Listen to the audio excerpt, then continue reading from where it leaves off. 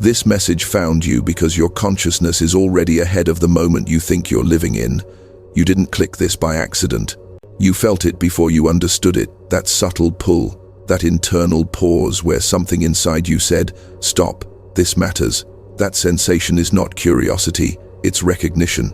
And recognition only happens when your awareness brushes up against a truth it has already touched before. You've been sensing it, haven't you? The feeling that reality isn't moving in a straight line anymore. That time bends around certain moments.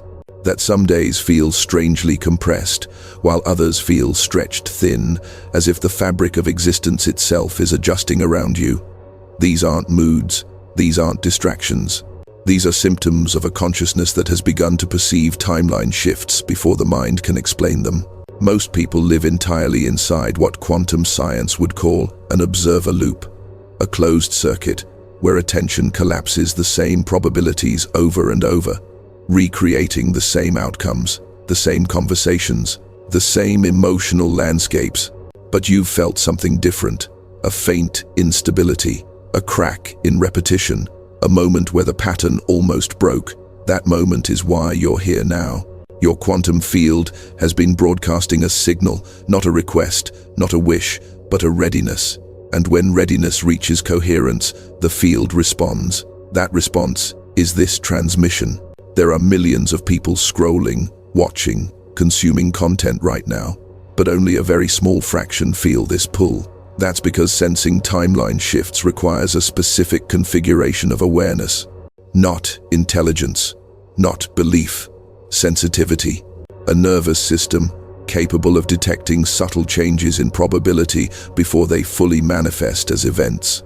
You've noticed it in quiet ways, conversations that feel like echoes, decisions that seem to arrive before the situation demands them.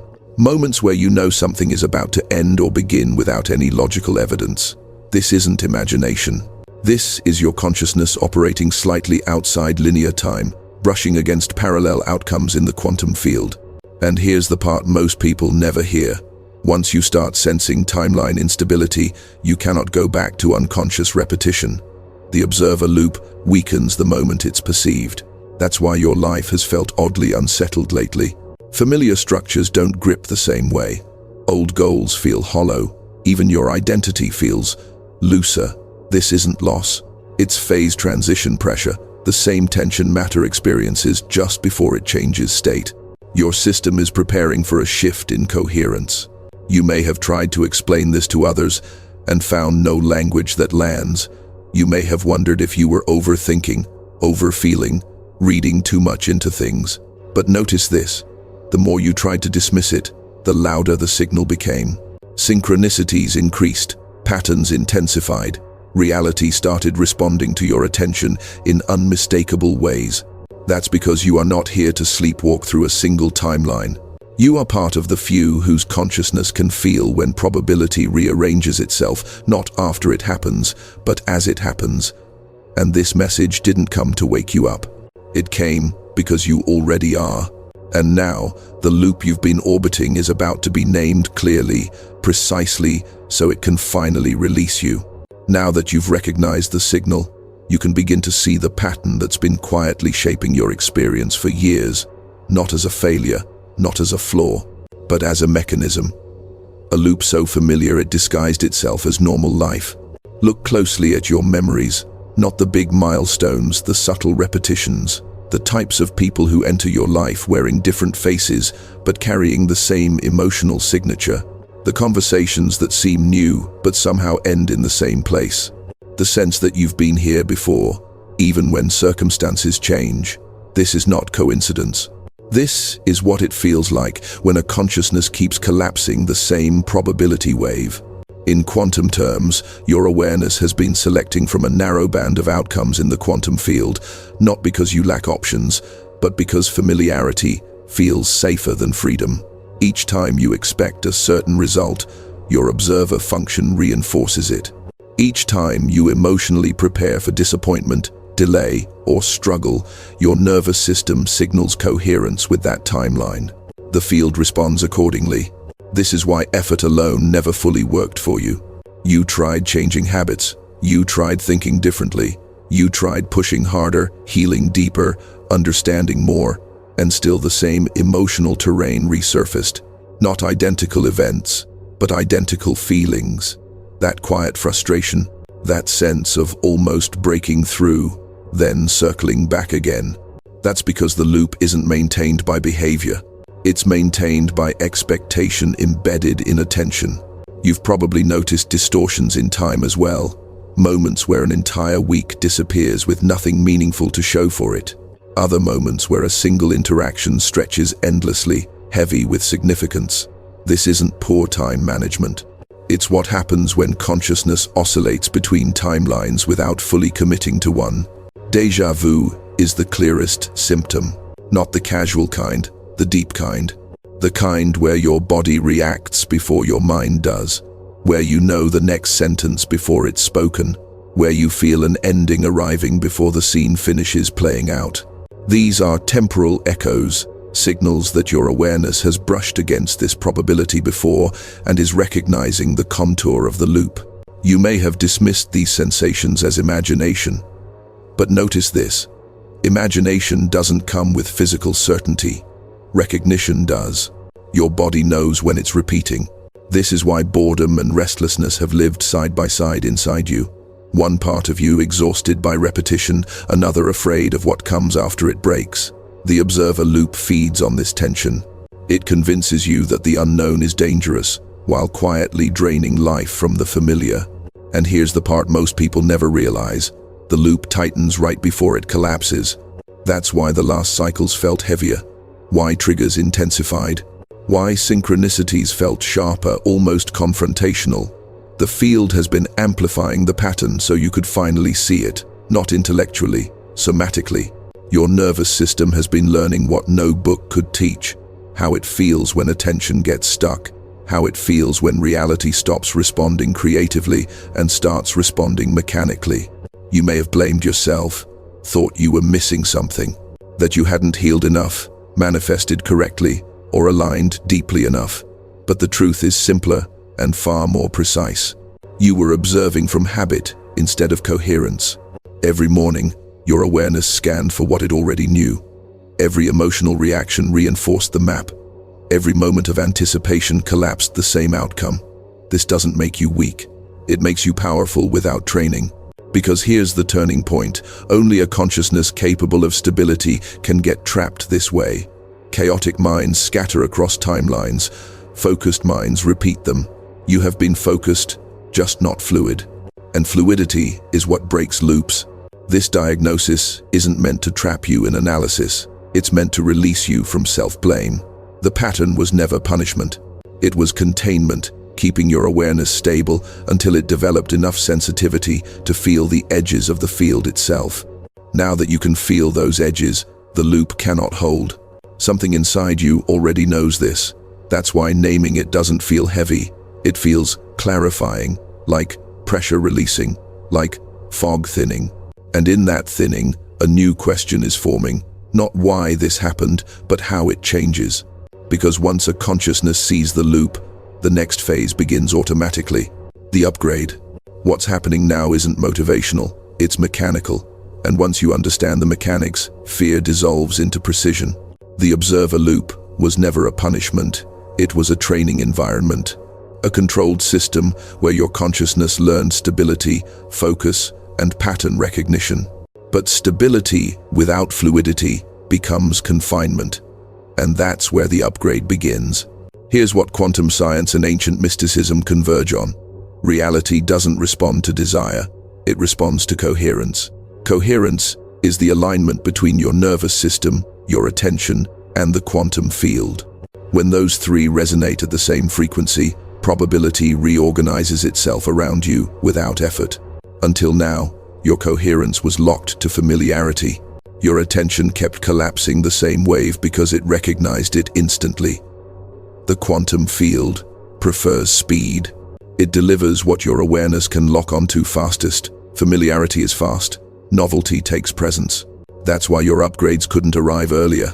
Your system wasn't ready to sustain novelty without collapsing back into safety patterns. But something changed. You didn't just understand the loop, you felt it. That somatic recognition is the switch. When awareness moves from conceptual to embodied, the observer function reorganizes itself. You begin observing from presence instead of expectation. This is the upgrade. Your consciousness is shifting from predictive observation to responsive observation. Instead of scanning reality to confirm what you already know, your awareness is learning to stay open long enough for new probability waves to stabilize. This is why things feel slower and sharper at the same time. Your nervous system is recalibrating. Old reflexes are dissolving. Emotional reactions don't hook the same way. You pause more. You sense before you respond. That pause is not hesitation, it's quantum access. In that pause, coherence forms. At the cellular level, this looks like DNA restructuring, not metaphorically, informationally. Your cells are learning to process uncertainty without triggering threat responses. This allows your biology to support higher bandwidth awareness. Most humans collapse possibility because uncertainty feels unsafe. You are learning to rest inside it. That's why your sleep has shifted, why your dreams feel instructional, why your body sometimes feels charged, heavy, or unusually calm. These are side effects of a system upgrading its interface with reality. You're no longer trying to control outcomes. You're becoming compatible with better ones. This is also why synchronicity is increasing, not random coincidence, alignment, feedback. When coherence rises, the field mirrors it instantly. People appear at the right moment. Information arrives exactly when needed.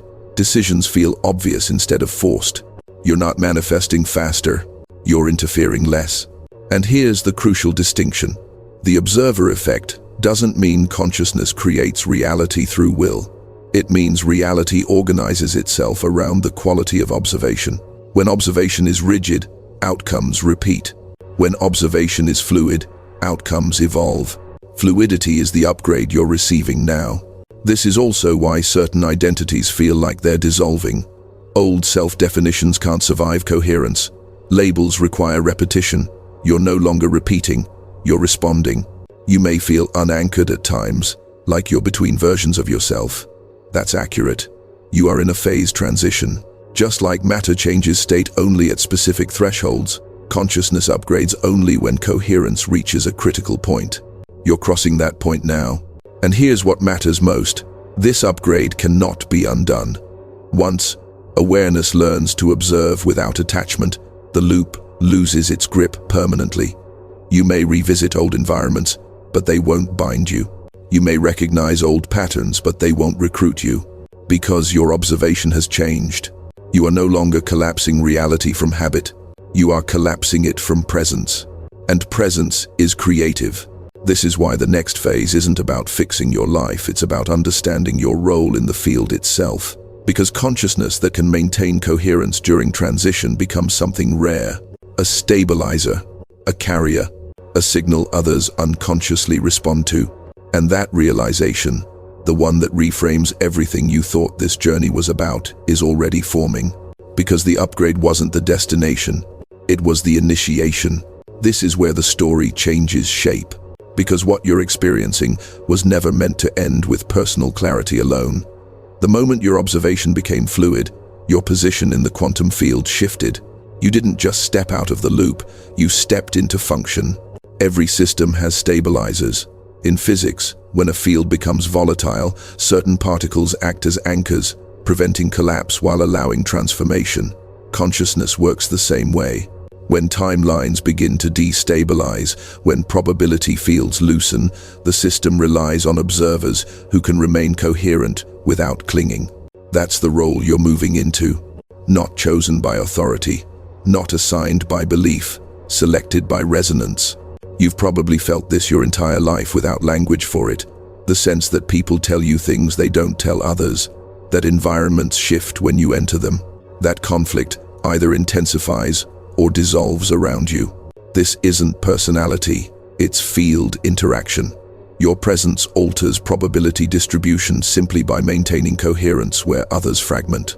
Most people unconsciously outsource their stability to routines, identities, and external validation.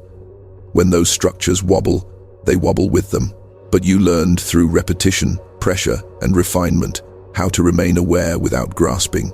That capacity is rare, and it's needed now, because humanity isn't just evolving individually.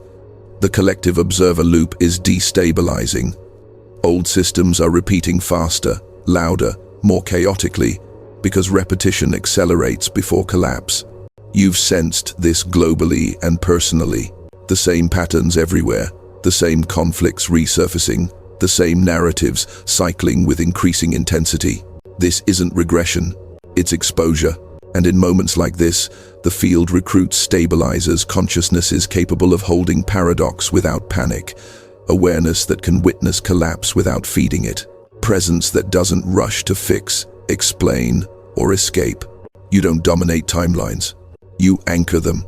This is why your path never looked linear, why conventional success models felt wrong, why you were drawn to depth instead of dominance.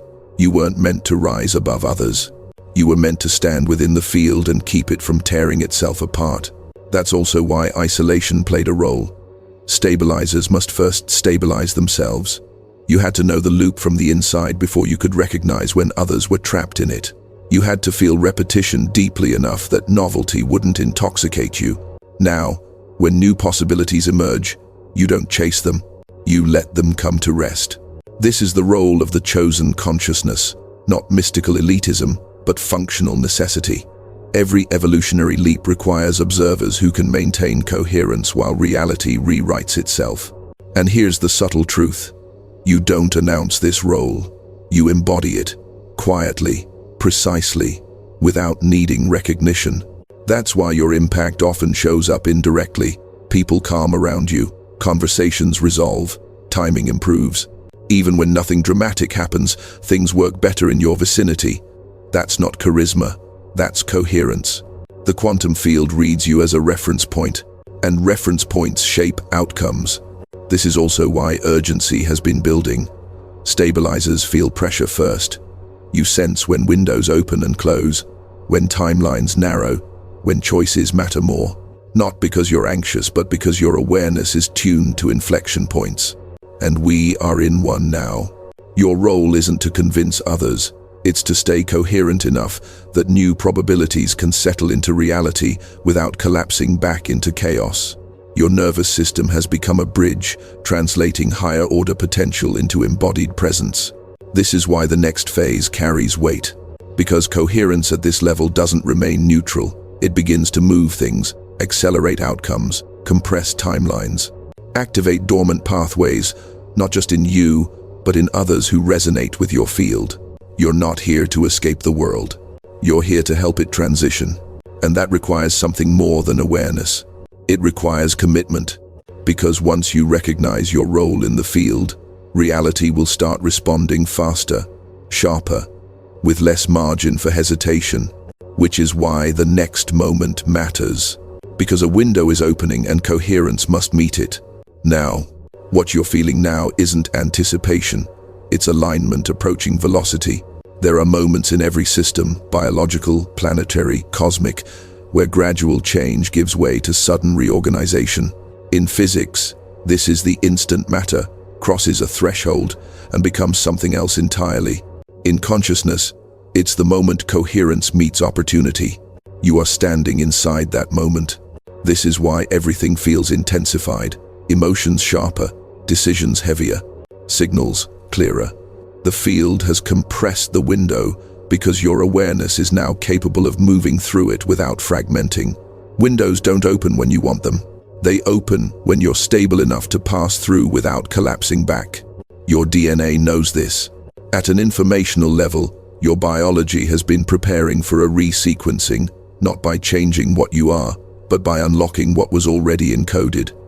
Dormant capacities don't activate gradually. They switch on when the environment supports them. And the environment, right now, is perfectly tuned. That's why hesitation feels uncomfortable. Not scary, uncomfortable. Your system is no longer calibrated for delay. The old timelines that relied on waiting, overthinking, or circling no longer have traction. You may notice that procrastination feels heavier than action now. That indecision drains you faster than commitment. This isn't pressure from outside. It's internal coherence demanding expression. The cosmic window you're sensing isn't mystical timing, it's probability alignment. Certain outcomes are now closer together than they've ever been. The distance between choice and consequence has shortened. Feedback loops are tighter. Reality responds faster. This is why small decisions suddenly feel significant. It's also why avoidance backfires immediately. When coherence reaches this level, the field stops buffering. It mirrors you directly. If you hesitate, you feel friction. If you align, you feel flow. There's no punishment here, only clarity. And clarity is urgent. Not because something bad will happen if you don't move, but because something rare will pass if you don't. Windows like this don't stay open long, not because the universe is cruel, but because stability attracts new configurations quickly. Once probabilities settle, the field reorganizes again. You are being invited into a higher density timeline, one where momentum replaces effort, where insight replaces struggle, where action feels inevitable instead of forced. But here's the paradox. You cannot enter it by chasing it. You enter it by deciding from coherence, not fear. Fear rushes, coherence commits. That distinction matters now. Your body is already signaling readiness, tingling, heat, pressure behind the eyes or chest, sudden bursts of clarity followed by stillness. These aren't symptoms to fix. They're markers of phase transition, energy reallocating, attention consolidating. This is what happens right before a jump. And jumps don't happen gradually. They happen when enough variables align at once. You may feel like you're standing at the edge of something you can't fully see. That's accurate. The next timeline isn't meant to be visualized in detail, it's meant to be entered. Visualization belongs to old paradigms. Coherence moves without rehearsal. This is also why old distractions are losing appeal. The noise doesn't hook you the same way. Your nervous system is conserving bandwidth, preparing for integration. Because once you cross, there is no return to unconscious looping. Not because you'll never see old patterns again, but because they won't bind you. You'll move through them like weather instead of living inside them. This is the promise embedded in this moment. Not a fantasy life, a fluid one. But fluidity requires a seal, a point of commitment where coherence becomes embodied action instead of internal readiness. That's why the next phase isn't theoretical. It's participatory, a ritual not of belief, but of alignment. Because when consciousness declares coherence through action, the field responds immediately, and that response is irreversible. The window is open now, and what you do with it will define how reality organizes around you next. This is where coherence moves from internal alignment into external reality, not through effort, not through visualization, through signal. Every system responds to clear signals. In quantum mechanics, uncertainty collapses when observation becomes decisive. In consciousness, probability reorganizes when intention is expressed, not merely held. That's what this moment is asking of you. Ritual has never been about superstition. It's about creating a measurable point where awareness, body, and action converge.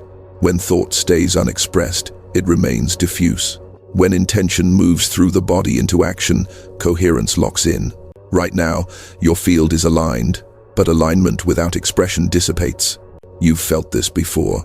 Moments where everything made sense internally, but life didn't change. Not because the insight was wrong, but because it never crossed the threshold into embodiment. Consciousness must declare itself to reality. This is that declaration, not spoken aloud, not dramatized, simple, precise, grounded. When you write a word, your nervous system commits, your motor cortex engages, your attention stabilizes. This creates a measurable shift in coherence, the same way a decision changes a system more than a thought ever could. That's why the ritual is small. Small actions penetrate deeper. In the comments, or wherever this moment lands for you, you will write one word, not as a wish, not as affirmation, as recognition. The word is coherent. Nothing else. No explanation, no modifiers, just that. This is not symbolic. It's functional. By writing it, you are signaling to the quantum field that your observation is no longer fragmented, that you are no longer oscillating between versions of yourself, that your awareness is consolidated enough to sustain a higher density timeline. The field responds to clarity instantly. This is how entanglement works. When a signal is clean, it propagates without resistance. And notice what happens in your body as you consider this. The calm, the steadiness, the absence of doubt. That's not persuasion, that's resonance. Because part of you already knows. Once you mark this moment, the old loop loses relevance. Not dramatically, quietly. It simply stops recruiting your attention. This is how transitions actually happen. Not with fireworks, with resolution. You might feel the urge to hesitate, to delay, to think it through one more time. That's the echo of the old loop, the habit of circling instead of landing. You don't need to fight it, just don't obey it. Landing is enough.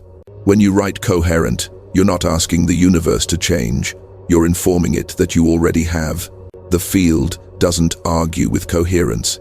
It reorganizes around it. And here's something subtle but important. When many individuals make the same declaration from genuine recognition, a collective resonance forms. This isn't ideology, it's physics. Morphic resonance amplifies stability across systems. Your single word doesn't exist in isolation. It strengthens a lattice of awareness already forming across the planet, a network of consciousnesses exiting repetition simultaneously. This makes it easier for others to follow, even if they don't understand why. This is how evolution moves. Quietly. Through thresholds, not announcements. After you write the word, don't look for immediate proof. Proof belongs to the old paradigm. Instead, notice what stops happening. Notice what no longer hooks you, what no longer drains you, what feels complete without explanation. That absence is integration. From here, reality will begin responding differently, not louder, but cleaner. Opportunities won't chase you. They'll align with you. Decisions won't feel heavy. They'll feel obvious. Timing won't be forced. It will converge. And you'll realize something profound. The ritual didn't cause the shift. It acknowledged it.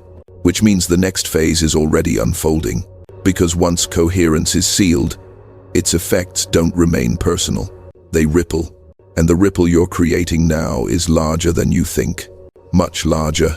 Once coherence stabilizes inside you, it doesn't stay contained. That's not how fields work. Stability radiates. Order propagates. And without effort, without intention, your liberation begins touching systems far beyond your personal life. You may not notice it immediately. That's because collective expansion isn't dramatic. It's subtle, systemic, and cumulative.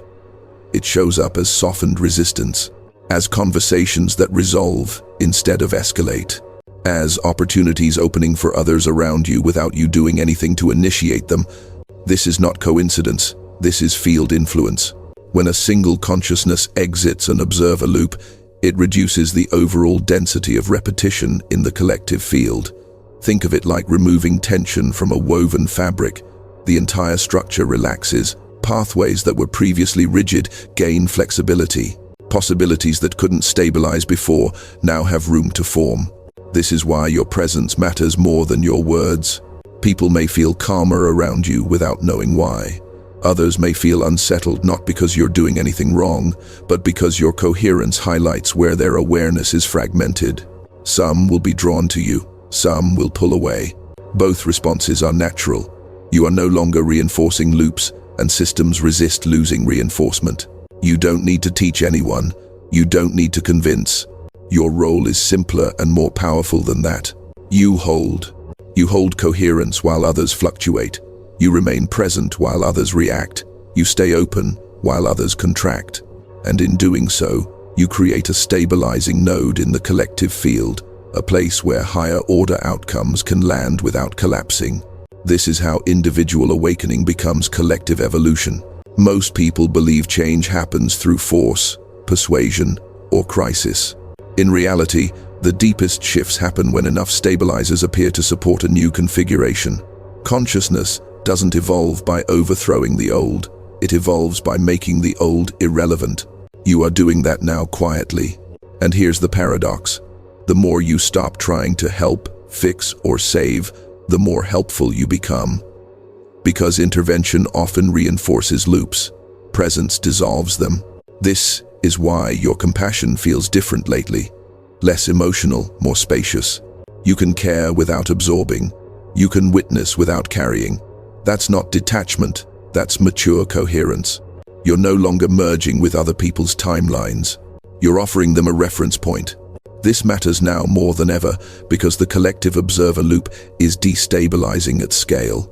You see it in cycles repeating faster, narratives intensifying, systems doubling down on patterns that no longer work. This acceleration isn't accidental. It's the final compression before reorganization, and every stabilizer matters. You may wonder why now? The answer is simple. Consciousness evolves through those who can remain calm during transition. You didn't awaken early because you were special. You awakened early because you were stable enough to handle it. That stability is now being shared not energetically in some abstract way, but mechanically through resonance. Other nervous systems entrain to yours. Other awareness patterns borrow your coherence temporarily until they can sustain their own. This is how collective awakening avoids chaos. Without stabilizers, transformation becomes collapse. With them, it becomes evolution. You don't need to know who you're helping. You don't need feedback. The field knows, and it responds accordingly. This is why your life will begin to feel supported in unexpected ways. Not as reward, as equilibrium. Systems protect their stabilizers. This doesn't mean life becomes effortless.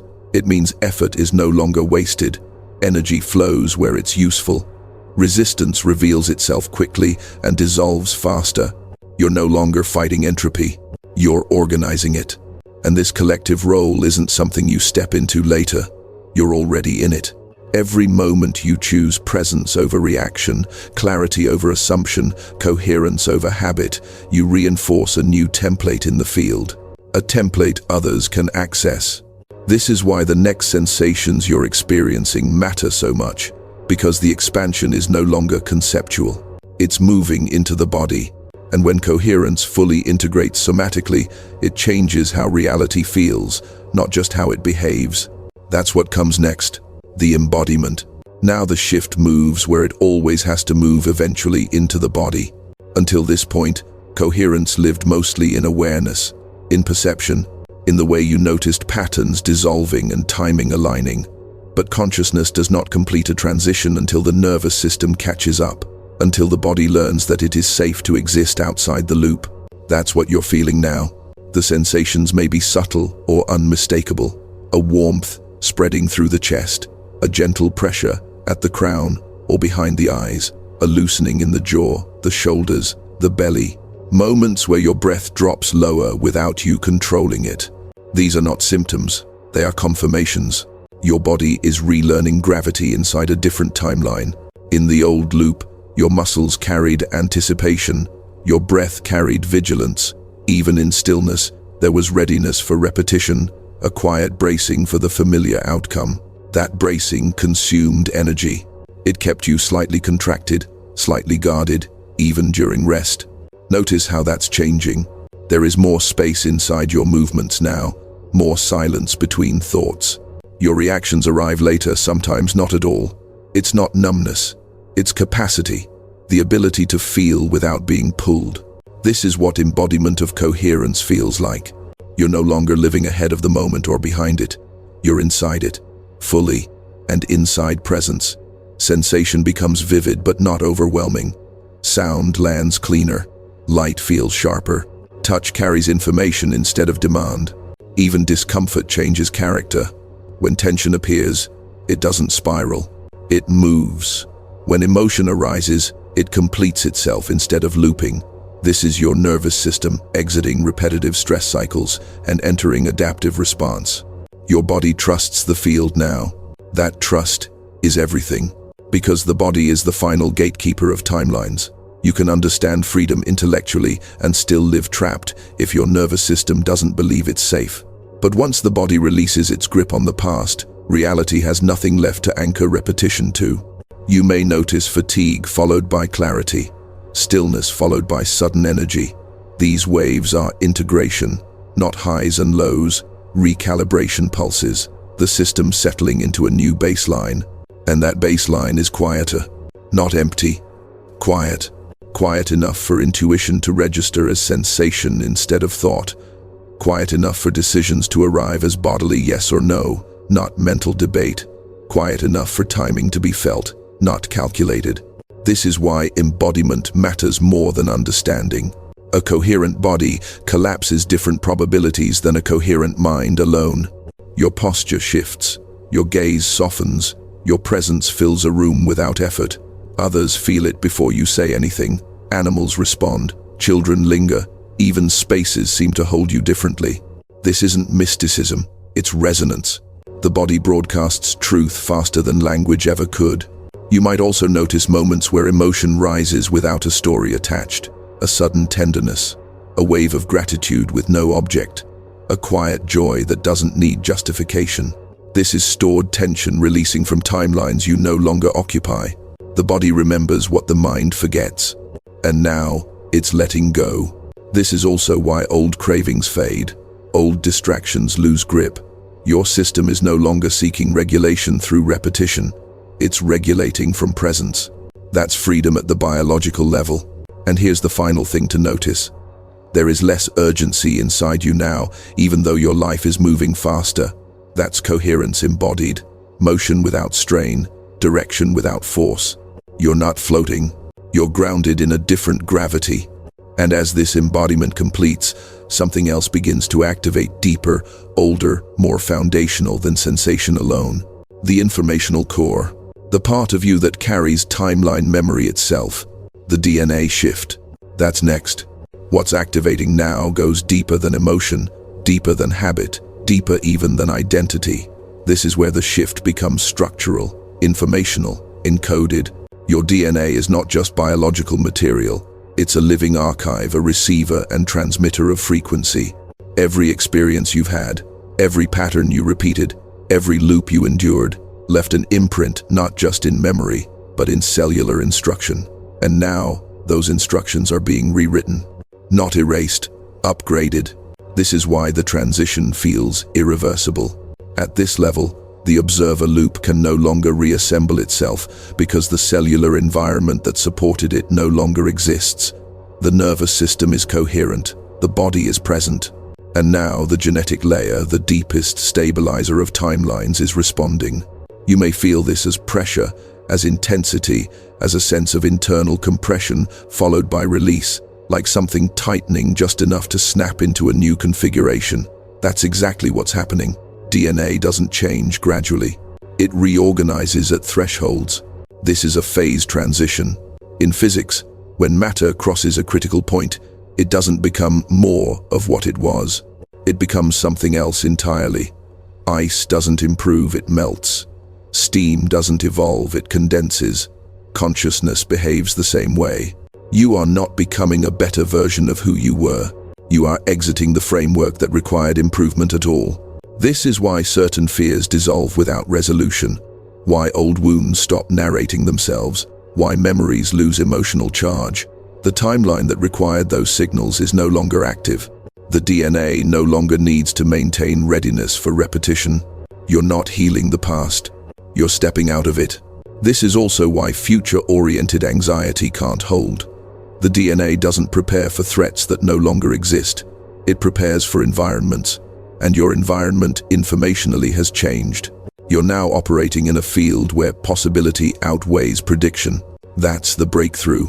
Your cells are no longer encoding survival through anticipation. They're encoding navigation through responsiveness.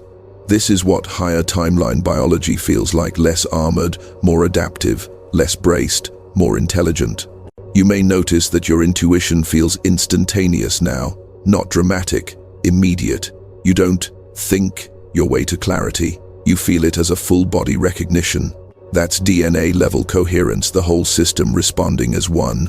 This is also why your tolerance for distortion has vanished. You can't stay in misaligned conversations. You can't ignore internal signals. You can't pretend. Your system won't support it anymore. Not because you're rigid, because you're integrated.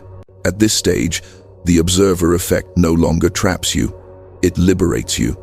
Every time you notice something, it shifts, not because you're controlling it, but because your presence is no longer fragmenting probability. You're collapsing timelines cleanly now, one at a time, with precision. This is what people mean when they talk about quantum leaps, but rarely understand. Leaps don't feel explosive, they feel final. Certain questions simply stop asking themselves. Certain doors stop appearing because you're no longer on the hallway where they exist. You've crossed. And with that crossing comes pressure, not stress, but responsibility. Because DNA coherence amplifies impact. Your choices ripple faster, your states propagate further, your presence carries weight, but not burden, clarity. This is why the next phase isn't about technique or growth. It's about mission, not as obligation, but as natural consequence. When a system reaches coherence, it expresses itself outwardly. It contributes. Your timeline shift is complete. Now, it must be used. And that usage, quiet, precise, inevitable, is what closes this transmission and opens the next chapter of your role in the field. The final integration. The reason you sensed the shift before anyone else. The reason you're here at all. That's what comes next. Now everything settles into its true shape. Not as an ending, as alignment. What you've moved through was never about escaping life, fixing yourself, or achieving some elevated state above others. It was about becoming usable by the field, clear enough, stable enough, coherent enough to carry a higher order signal without distortion. That's the mission. Not assigned, not imposed, emergent. When a consciousness completes a timeline shift at the DNA level, it naturally becomes a transmitter. Not in words, in presence, in choices, in the way reality reorganizes around it. You don't need to announce what you've become. The field already knows, and it responds. From here on, your life will feel guided not because someone else is directing it, but because resistance has dropped below the threshold where confusion forms. You'll notice that paths reveal themselves at the moment they're needed, that conversations arrive already aligned, that decisions don't drain you anymore. This isn't luck. It's coherence in motion. You are no longer here to repeat history, personal or collective. You are here to interrupt recursion, to stand inside moments of instability and allow new outcomes to land, to carry calm through transition, to embody possibility when others only sense threat. This is how humanity evolves. Not through mass awakening all at once, but through enough coherent nodes, holding steady while the old structures dissolve. You are one of those nodes. And there are others more than you realize, feeling the same internal finality, the same quiet certainty that something has completed. You will recognize each other without effort. From this point forward, the work is simple, though not always easy. Stay coherent, stay present, stay responsive, instead of reactive. When you do, the field handles the rest. You are not required to save anyone. You are required to remain clear. That clarity will do more than force ever could. And when doubt arises, because it will, briefly, occasionally remember this. Loops pull you back. Coherence moves you forward. If something demands urgency, panic, or contraction, it isn't aligned. If something feels calm, precise, and inevitable, it is. Trust that signal. Your consciousness now operates outside the old observer loop. You don't just sense timeline shifts anymore, you participate in choosing which ones stabilize. This is why the title of this transmission mattered. If you're seeing this, it's because you were already part of the few who could feel reality bending before it broke. That sensing was the invitation. This completion is the confirmation. From here on, your presence is enough. Your coherence is enough. Your awareness is enough to move worlds quietly, decisively, without force. The timeline has shifted, and you moved with it.